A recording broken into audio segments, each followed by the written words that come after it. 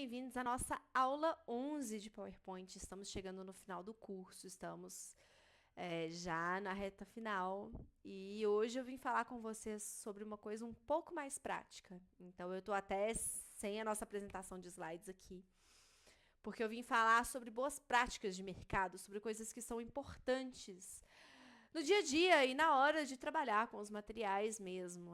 São coisas que eu observei assim, ao longo de alguns anos trabalhando com PowerPoint, são coisas que alguns colegas já compartilharam comigo de histórias de apresentações que eles fizeram, seja para a faculdade, seja para a escola.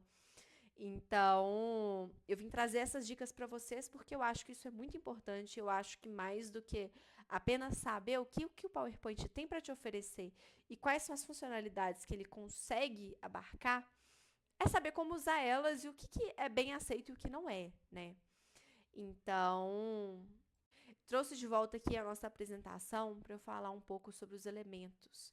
É muito importante que você crie slides que tenham design eficientes e que não sobrecarregue o seu material com informações textuais e gráficas muito excessivas. Menos ele é mais, muitas vezes. Então, foque em dar destaque para os elementos que sejam mais importantes. Por exemplo, vamos resgatar aqui o nosso slide de gráfico. Eu quero trazer a informação dos gráficos aqui num cantinho. E aí, eu já tenho os rótulos de dados em todos os materiais. Então, para que eu vou trazer também esse elemento de rótulos de dados, né? Eu vou trazer esse eixo aqui. Ele não é tão útil para mim mais, porque todas as informações já estão. Eu posso reduzir, isso me dá espaço de slide. Se eu vou colocar um elemento textual aqui, não faz sentido eu trazer o texto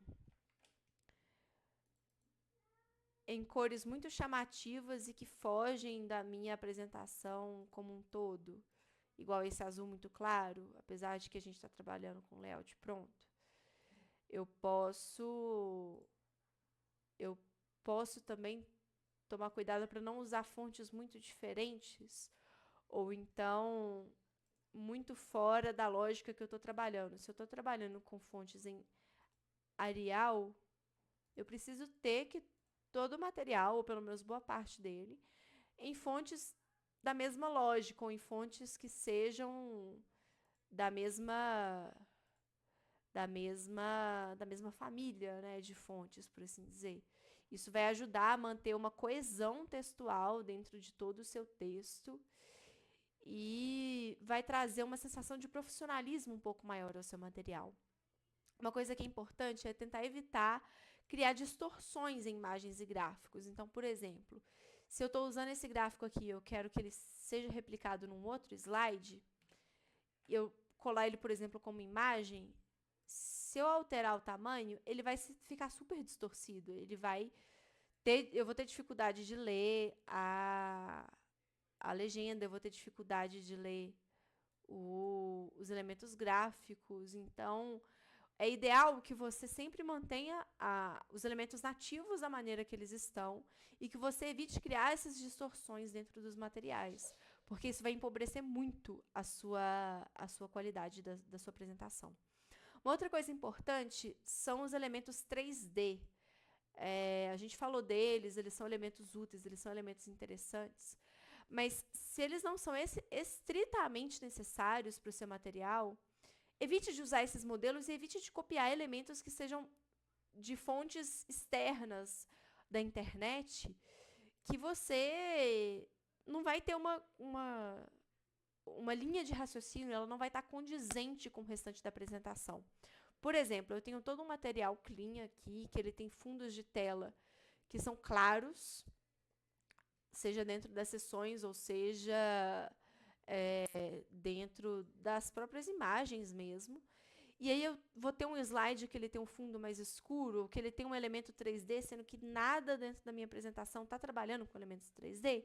Isso não vai agregar no meu material. Então, o ideal é que eu não utilize esse tipo de ferramenta se não é o objetivo da minha apresentação e se não é estritamente necessário para mostrar a minha mensagem, e que eu use mesmo o plano de fundo padronizado dos meus slides, do meu material, que todo o meu texto, que toda a minha apresentação, ela converse entre si em relação a isso. Uma coisa que é importante também, evitar sempre que possível usar textos em caixa alta demais para falar de texto corrido. Não é uma coisa que agrega e é uma coisa que pode trazer um descasamento entre o seu conteúdo, entre o seu material e a sua apresentação, e a identidade visual dele como um todo, e o que você está querendo mostrar, sabe? Ele pode realmente ficar bem desconexo do seu texto. Use espaços em branco para melhorar a legibilidade e o foco do conteúdo principal. Então, se eu estou dando um destaque forte aqui para as minhas imagens e para o meu texto, é bom concentrar que os espaços em branco eles sejam usados para isso. É melhor do que se eu, por exemplo, trouxer todo o texto dentro de um mesmo canto e não aproveitar por completo o espaço do meu slide, entenderam? Isso é muito importante. Trazer todos esses elementos, ele traz consistência visual. Um outro ponto importante, e até é interessante eu ter esse slide aqui para falar disso, é o menos é mais. Evitar elementos decorativos excessivos no seu slide é muito importante para deixar a apresentação mais enxuta. Por exemplo, esse é um slide, eu trouxe aqui vários ícones para mostrar para vocês como eles funcionam, e agora eu estou tirando eles. Por quê?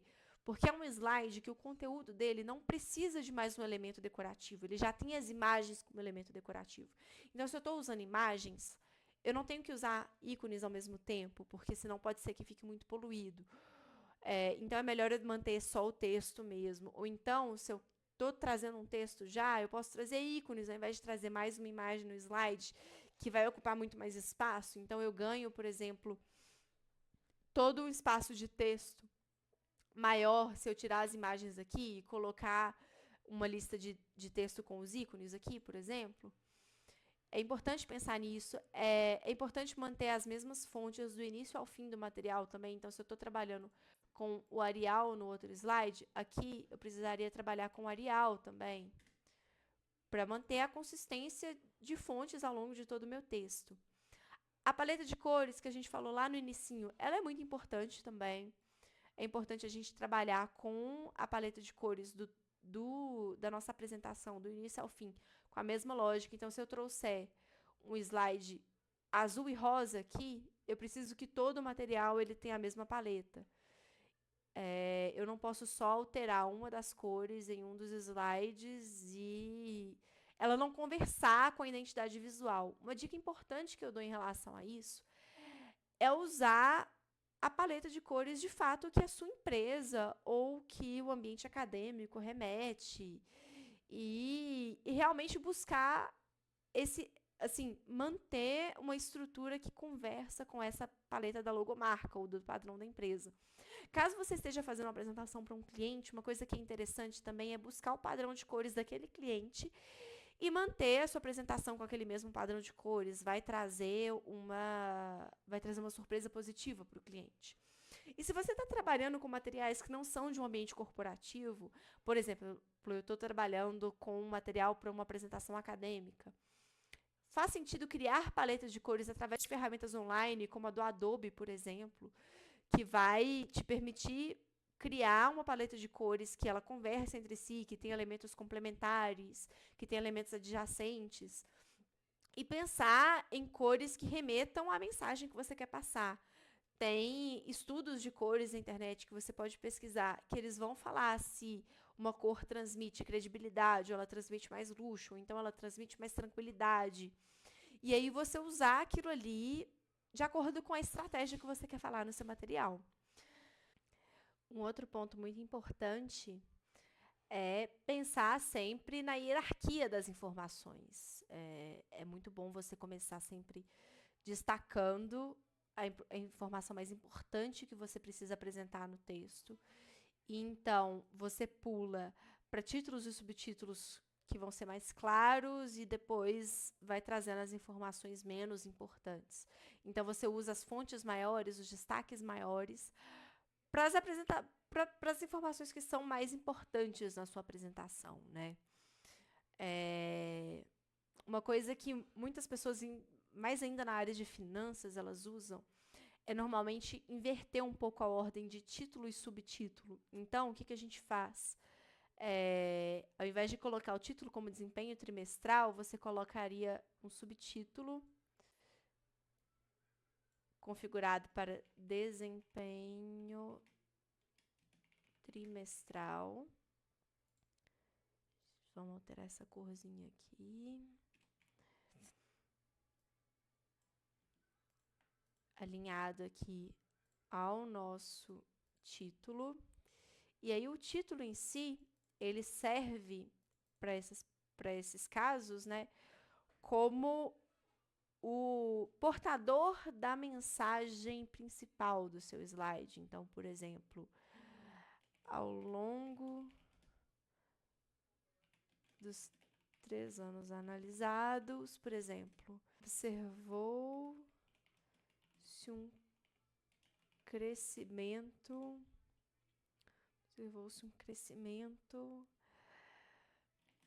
na produção das 3 frutas em relação a 2021.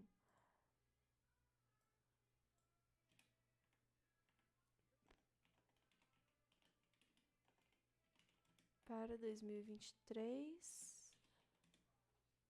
Então, vamos colocar assim, ó. E aí, vamos trazer isso tudo em minúsculo. E aí, a gente pode diminuir um pouco. Então, ele traz normalmente, isso é uma coisa bem comum, tá? Em alguns meios corporativos. Não é uma metodologia cravada, não é uma metodologia que todas as pessoas utilizam, mas é um método que as pessoas, em alguns ambientes corporativos, gostam bastante, que ela traz um resumo do que todo o slide vai falar a respeito logo no título. Então, você consegue bater o olho no material e entender tudo que está sendo falado ali para baixo, e aí aqui ele vai destrinchar as motivações, ele vai falar sobre o gráfico de uma maneira mais aprofundada, mas num primeiro momento ele vai trazer a mensagem principal do slide logo de cara, logo no título. É uma maneira, existem outras formas de apresentar seus materiais, de apresentar seus dados, mas é uma hierarquia de informação um pouco diferente que eu acho que é interessante trazer também. E uma coisa que eu falo exaustivamente quando a gente está falando de PowerPoint é pensar sempre na mensagem que você quer passar com a sua apresentação e o que o público-alvo do seu material ele precisa ver. Porque isso vai ser essencial na hora de você criar um material robusto, um material que vai, de fato, ser eficiente. E isso é a coisa mais importante que o PowerPoint precisa ter. Uma outra coisa que é muito importante também é sempre revisar o texto dos slides, evitar erros ortográficos, evitar erros de digitação. E acionar, de fato, as ferramentas de revisão mesmo, de idioma, definir certinho o português ou então o idioma de texto que você estiver verificando a ortografia, para que ele consiga te falar quando tem uma coisa errada, ele te mostrar as opções, ele sinalizar as alterações que precisam ser feitas no texto para garantir que você não vai apresentar um material que tem erros ortográficos, que vai ter erros de digitação e realmente que vai passar a credibilidade que precisa ser passada no seu material. Uma outra coisa que é muito importante é evitar longos blocos de texto. É muito interessante usar os marcadores e, às vezes, até usar os ícones como marcadores mesmo. Vamos pegar um aqui que fale mais condizente, talvez, com as frutas. Opa, eu inseri um de aviãozinho junto. Trazer os ícones como marcadores, ao invés de usar os marcadores padrões, se você quer enriquecer o seu material. Mas focar sempre em trazer textos que sejam curtos, textos que sejam bem diretos e que eles não poluam o seu material, assim, de uma maneira muito agressiva. Porque se você colocar, por exemplo, um bloco de texto muito grande aqui, eu vou trazer de uma maneira mais... Eu não vou digitar um conteúdo em si, mas se você trazer algo muito grande aqui, vai ficar muito exaustiva a sua apresentação e você não vai conseguir trazer a atenção do espectador para o que você realmente quer passar de mensagem. Então, tentem focar sempre em manter frases curtas com marcadores mais diretas e elementos visuais para casarem com aquilo ali, né? E, assim, o PowerPoint, assim como todas as outras ferramentas de tecnologia, é uma ferramenta que está sempre em atualização, que está sendo sempre melhorada. É, então, fique atento sempre às novidades que a Microsoft trouxe em relação ao PowerPoint.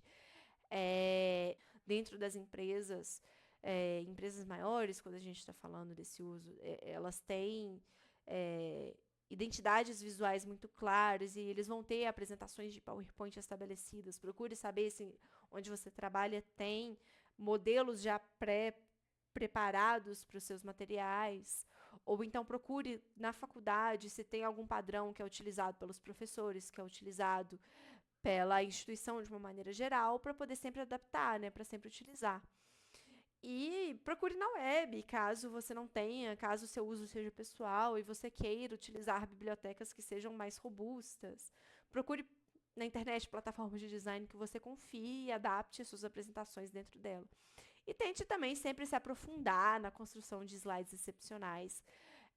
Tem livros que falam sobre modos de apresentação, que tem outros recursos adicionais que falam sobre técnicas de cores, sobre como criar as macros de uma maneira aprofundada. Faça mais cursos, procure, de fato, entender a plataforma por assim, pela visão de designers e de pessoas que são experts, de fato. E, claro, óbvio, a maneira mais importante de aprender e de configurar e de utilizar o PowerPoint, de melhorar cada vez mais, é fazendo. Então, treine. Se você vai fazer um material, pensa como que ele ficaria no PowerPoint, se ele vai te ajudar a se fazer por ele, e vai tentando ir, o que a gente chama de quebrar a cabeça para poder apresentar. É sempre muito importante colocar em prática tudo que a gente aprende para, de fato, absorver aquilo ali e descobrir as ferramentas na medida que a gente vai fazendo, né? O famoso learn by doing, aprender na medida que você faz. Isso vai, de fato, te agregar e enriquecer muito na maneira que você trabalha com o PowerPoint e vai te destacar em qualquer ambiente, sem dúvidas. Eu desejo sorte a você, que todas as suas apresentações sejam excepcionais. Espero que tenham gostado desse curso. E muito obrigada e até a próxima.